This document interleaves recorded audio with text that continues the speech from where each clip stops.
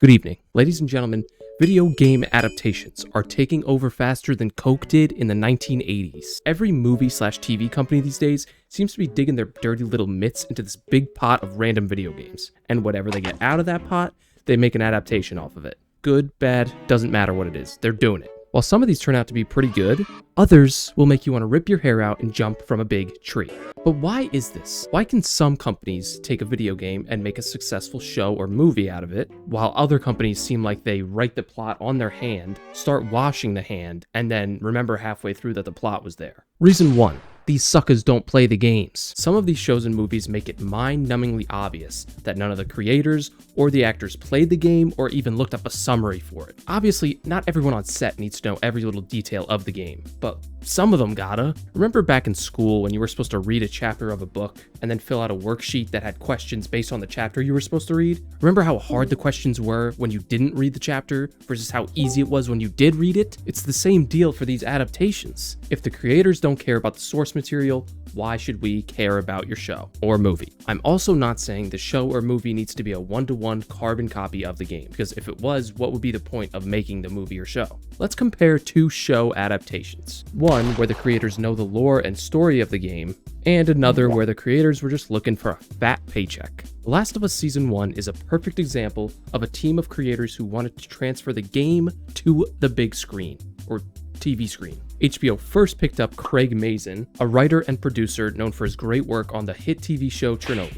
HBO didn't stop there. They also hired Neil Druckmann, who's the studio head of the studio that made the damn game. These two dudes were able to create a near-perfect adaptation of The Last of Us that kept gamers happy and got new people intrigued. The actors who played Joel and Ellie, Pedro Pascal and Bella Ramsey, never played the game, but they didn't need to because the producers and directors knew what they were doing. Now let's take a look at a show that did the complete opposite. Halo. Everybody hates the Halo TV series. The TV show is based in a different universe than the games. Who asked for that? Nobody wants it. The whole tone and atmosphere of the show is much different than the games, which makes it feel so disconnected from the games. While The Last of Us kept all of its characters basically identical to the game, Halo made its characters feel like cheap knockoffs you get from Temu. Master Chief is a completely different person in the show than he is in the games. He takes off his helmet, the one thing he rarely ever does in the games, in the first damn episode. It wasn't earned, it was just kind of given to us, just like...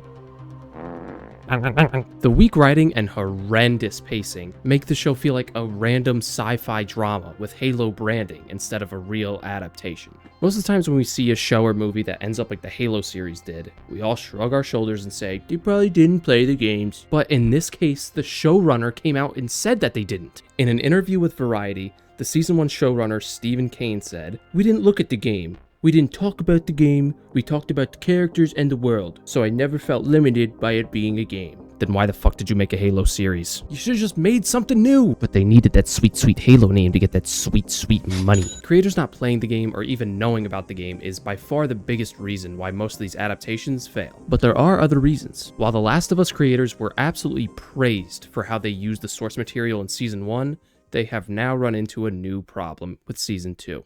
Casting. Casting is a big part of every TV show and movie that comes out. And for video game adaptations, it's very hard to find actors and actresses that the fans will appreciate. These actors are playing characters that the fans have spent hours and hours and hours of in-game time with. So if you don't look or act the way they do in the game, some chronically online mega virgins are going to make it extremely known that they do not like you. And this is exactly what's happening with The Last of Us Season 2. While Bella Ramsey did a phenomenal job as Ellie in Season 1, 5 years have passed in the show and in the game. The problem with this is that Bella seems like she hasn't aged a day, while in the real world, not aging is a gift from God. This doesn't really make sense for the plot of Season 2. While I agree she doesn't look as old or as menacing as she does in the game, I am still very open to Bella's portrayal of Ellie from the second game, and I'm honestly excited to see it. But I am in the great minority here. A lot of fans have turned on Bella, saying she's the worst casted actress of all time. Like I said, I agree she doesn't look like Ellie from the game, but I don't think she was miscasted at all. I mean, it seems like everyone's just forgotten how well she did portraying Ellie in Season 1, and she didn't look like Ellie then either. It's gotten to the point where I see a lot of these chronically online losers just straight up attacking the way Bella looks. You people need help.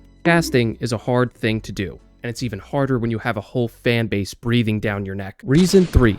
not interactive. Another major problem these adaptations face is that games are interactive while TV shows and movies are not. A part of what makes these games so great is that you're not watching Spider-Man save whoever, or you're not watching Joel save Ellie. You're doing it, the player. That emotional engagement is tough to replicate in a TV show or movie. The connection you have to Joel in the game is a lot stronger than it is on the show. Reason 4.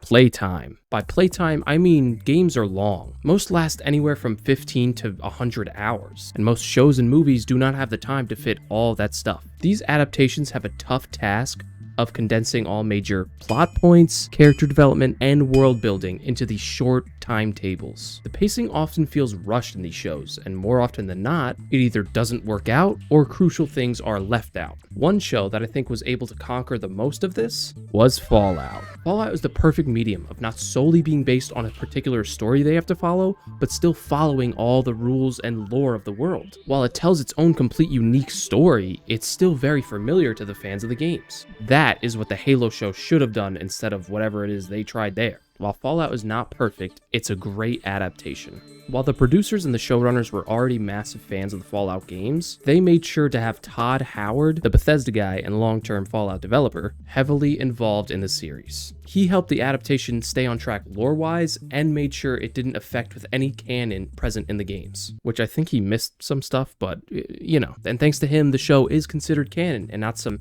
Elseworld, other universe, dumbass thing. Even 2 of the main actors played some of the games beforehand so that they can get a better understanding of the lore and the whole world around them. And the tone. All this cultivated into an amazing adaptation that truly felt like it took place in the world of the games. And that should be the goal of most video game adaptations, to feel like they fit within the universe of the games, even if they're not canon. For as long as video game adaptations are made, all these problems we talked about today will persist. And it's out of our control whether these studios do a good job on them or not. While good video game adaptations seem few and far between these days, it's still possible to make good ones like The Last of Us and Fallout, but it's just as easy to make a bad one like Halo. Anyways, that's all I really got for you. Let me know down below which adaptation is your favorite. Leave a like if you liked, and I don't really have an outro, so